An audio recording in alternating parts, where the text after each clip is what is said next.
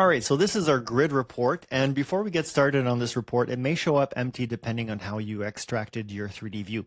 So there's a very interesting report here called the grid geometric analysis. And this is only going to show the information if your grids are shown explicitly and from the parent file only. So when we say parent file, it's the file you exported from.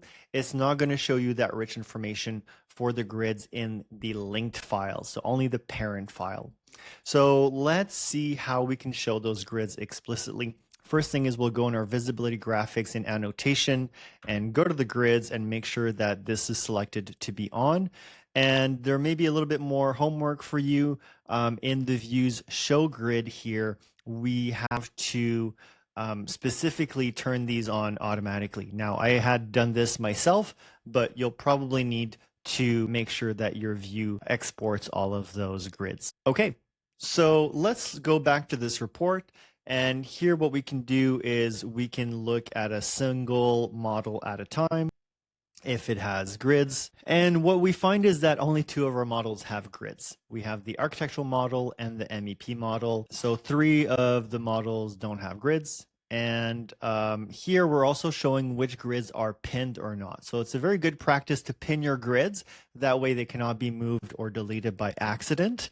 Very important to not move your grids because there's so many things that can be attached to them, just like your levels. So the other part we see here is the grid data. So here you can really compare your grid, make sure they have the same angles, make sure that the angles don't have a slight number that's wrong.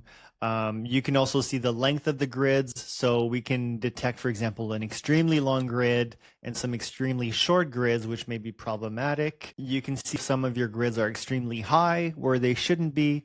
And if, for example, all of your grids are supposed to align on the X or Y axis, then you can verify that here as well.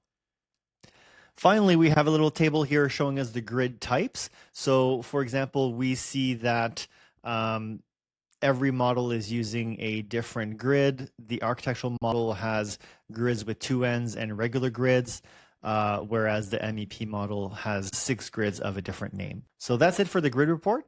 Let's move on.